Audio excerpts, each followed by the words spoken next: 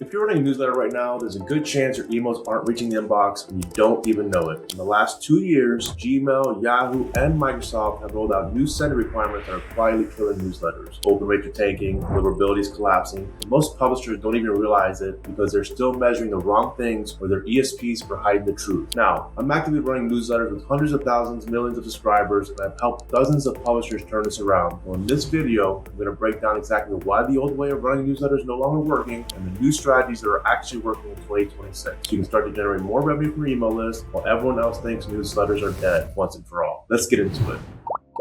First, I want to go into more detail about why the old playbook doesn't work anymore. It's mostly because inbox service providers changed the rules. Yahoo, Gmail, and Microsoft all pushed major algorithm updates in the past 2 years. And I'm not talking about small little tweaks. These were fundamental changes to how they decide which emails get through and which ones do not. They all released new sender requirements, including DKIM, SPF, and DMARC enforcement, while also requiring one-click unsubscribe to be fully integrated and working. If you don't have these set up properly, your emails will either bounce automatically or find their way to the spam purgatory. But the one rule which always is a factor will hurt you now more than ever is your complaint rate. The percentage of people who hit the spam button, which needs to be under 0.1%, if you plan on hitting the inbox. The other problem is that most publishers are measuring the wrong things entirely. Everyone's obsessed with list size, but the truth is it's a vanity metric. You can have 1 million subscribers, but if you can only deliver to 50,000 of them, just wasting money on 950,000 people who will never see your emails. Open rates for the most part mean nothing either, because they are inflated by bots and security scans. Your ESP might say you have a 40% open rate, but half of those could be fake opens from automated systems.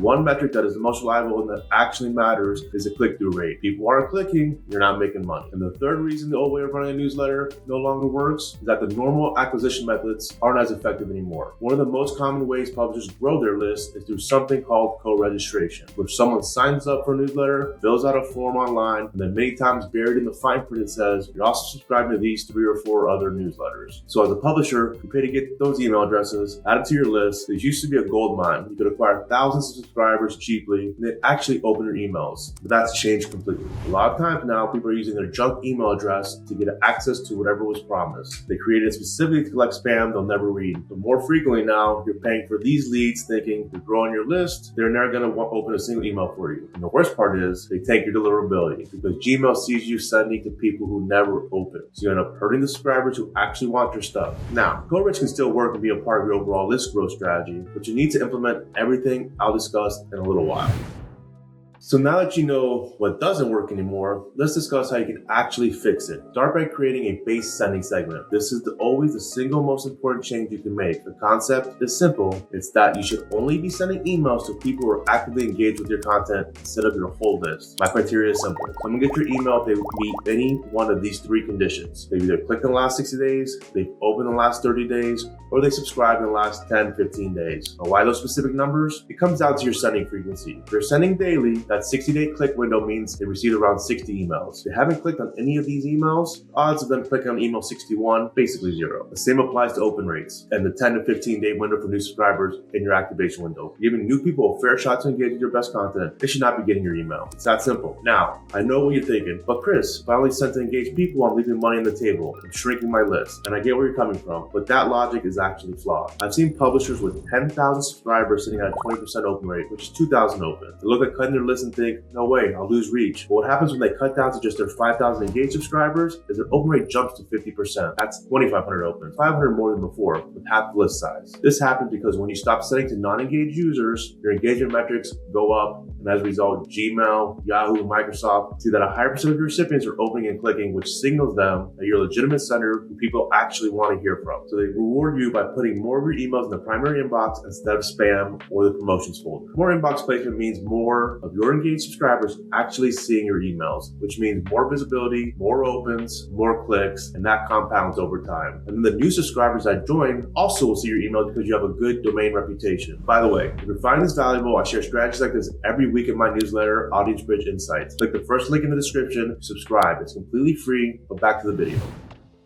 Once you've got your base setting segment sorted, the next question is, how do you actually grow your list the right way? The reality is most publishers are wasting money in acquisition and they don't even know it. So what you need to do is track activation rate by source. Let me ask you something. Do you know which of your traffic sources are actually producing engaged subscribers? And not just subscribers, engaged subscribers. So people who open, click, and stick around. Most publishers have no idea, so they look at cost per lead and call it a day. So that's only half the picture. Your Facebook leads might be 50 cents each, but if none of them even open an email, what did you actually buy? You bought a list of dead weight that's going to hurt your deliverability. Meanwhile, your email partner leads might cost you $2 each. What if those subscribers stay active for 7 or 8 months? What if they're clicking consistently and actually generating revenue? When you do the math, these expensive leads are actually 10 times more valuable than the cheap ones. But without tracking activation rate by source, you'd never know that. You keep pouring money into Facebook because the cost per lead looks good on a spreadsheet. So without tracking activation rates by source, you're flying completely blind. You do this by measuring cost per engaged subscriber, not cost per lead. A lead that never opens an email isn't worth anything. Actually, it's worth less than nothing because it's actively damaging your sender reputation. So instead, you should calculate what actually costs to acquire someone who clicks. Take all your leads from a source, see how many of them became active clickers, and divide your spend by that number. That's the real cost of acquisition you should be worried about. Then double down on the sources that produce real engagement. You should also look into our smart leads, which are similar to co-reg leads, but the big difference is these leads are all email click verified from engagement across our entire network to ensure you're only acquiring subscribers who are known to engage with newsletters. Best part about it is you can see the performance of all your sources in one place and see how Smart Lead stacks up against your other sources. So if you're tracking where your subscribers are coming from, you might be wondering, what's the best acquisition channel? And it's actually something most publishers don't even think about. You already have visitors coming to your website every single day, reading your articles, browsing your content. They're clearly interested in what you have to say, but then they leave. They close a tab and they're gone, so maybe they come back later to consume more. Maybe you have a pop-up or a sign-up form in your sidebar, but what percentage actually fill that out? 2%, 3% if you're lucky? That means 97% of your website traffic just disappears without giving you any way to reach them again. But the reality is that unconverted traffic is worth more than your entire paid acquisition budget because these aren't cold leads. They've already demonstrated interest in your content. Yet, most publishers just let them walk away. The best way to capture these people is by installing the Smart Pixel on your website. It's one line of code similar to Facebook ads or Google Analytics tracking, but instead of just tracking page views, this pixel identifies anonymous visitors and captures their information. Now you know who's actually on your site, not just someone visited, but actual identifiable people. Smart Pixel is actively tracking their on-site behavior to understand what they're interested in, how long they stayed, what articles they consumed, which allows the Smart Pixel to filter for quality. Someone who spent 8 minutes reading 3 articles is completely different from someone who bounced after 5 seconds. This is what our Smart Pixel does. It captures visitor behavior in real time and identifies anonymous traffic that is most likely to engage with your newsletter. So you can turn them into subscribers. We helped the Food Block implement this, and they added 400,000 subscribers in 6 months from the traffic they already had. It went from 250,000 engaged subs to 650,000. I know some of you might be thinking, is this even legal? And it is. You're not doing anything shady here. E-commerce has been doing this for over a decade. When you add something to your cart and leave, you get a cart abandonment email, even if you never gave them your email directly. This is the exact same technology. The difference is that you're applying it to newsletter growth instead of selling products. Newsletter publishers are just finally catching up to what e-commerce figured out years ago.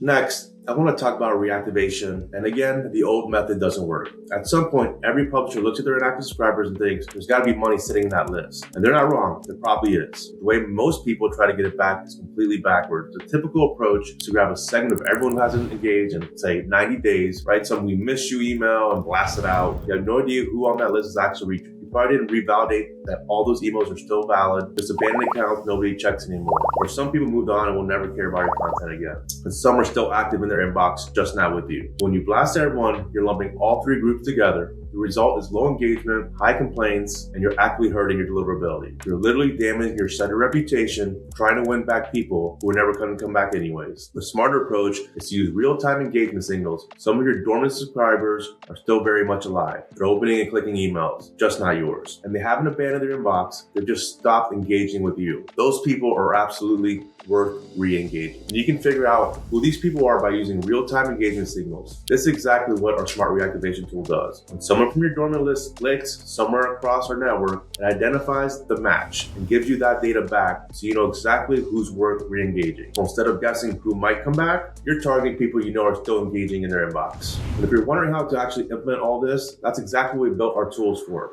Smart Feed to track your sources, Smart Pixel for capturing website traffic, Smart Leads for acquiring engaged subscribers, Smart Reactivation for winning back dormant ones, and Smart Delivery for monitoring your deliverability by inbox service provider. So if you want to try these tools out, as well get more strategies like the ones I talked about in this video, you can click the link in the description to subscribe to our newsletter, Audience Rich Insights, for free. Inside, you'll also get access to a short survey where you can tell us about your specific situation. If it's a fit, we'll jump on a call and walk you through how to implement our specific tools. So again, click the first link below to subscribe. And if you want to see how to build $1 million newsletter, then watch this video next.